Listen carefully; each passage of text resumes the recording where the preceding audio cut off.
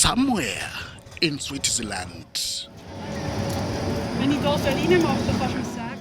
Zhong Manke, a Ugandan teenager of Chinese origin, has displayed coffee products from Uganda. Setting up a cupping of Ugandan coffee from Great Lakes.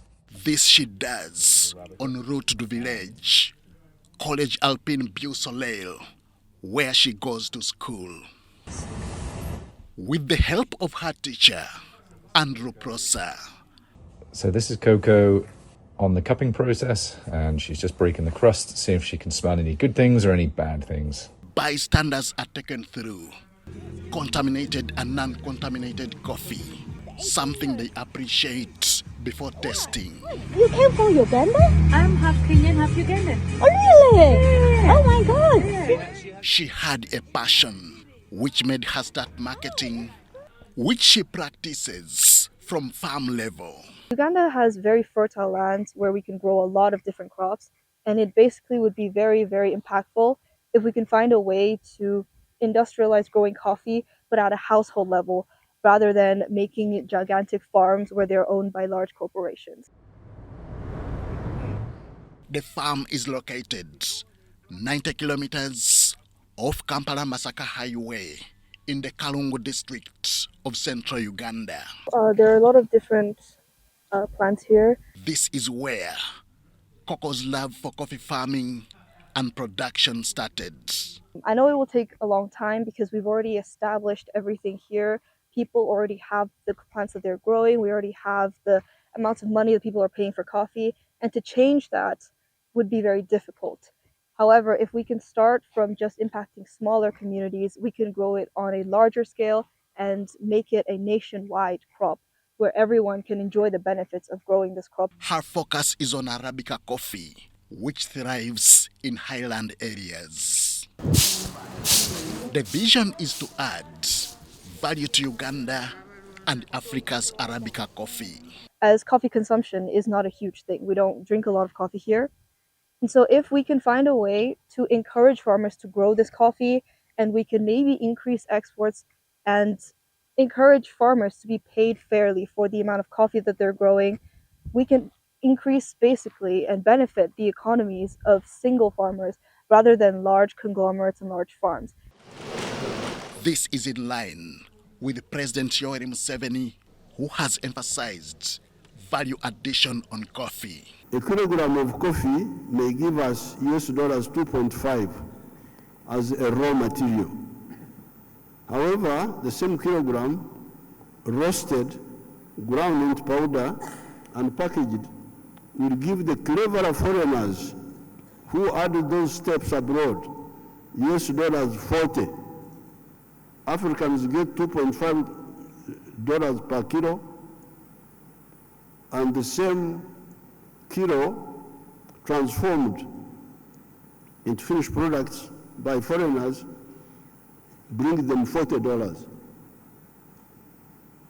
This is how Africa has been a major donor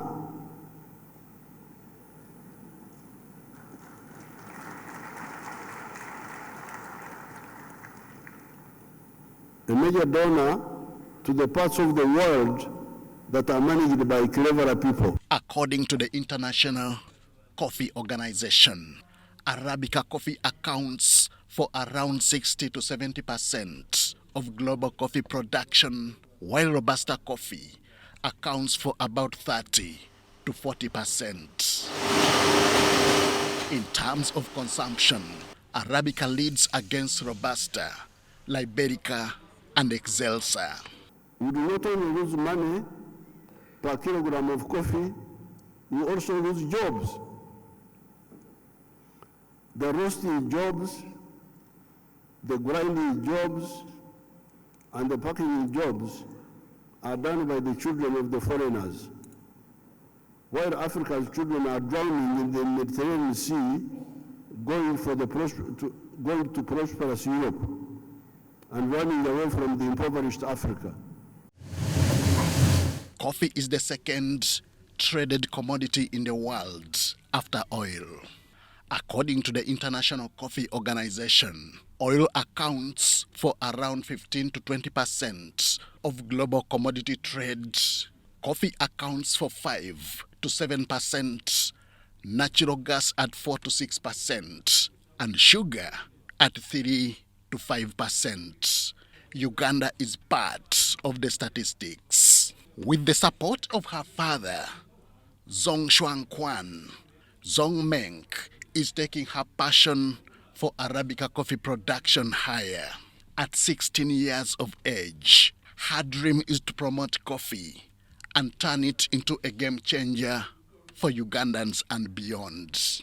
Uganda is one of the largest export country for coffee, already loaned in international market.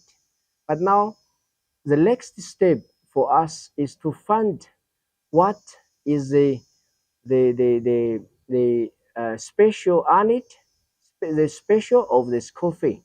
Because we have such amazing agricultural land, we have a lot of potential to create even more exports than we have now, to maybe increase the income of every household, increase the income of the country, to develop the country further, even if it's just by impacting households. Coffee is Uganda's leading foreign exchange earner.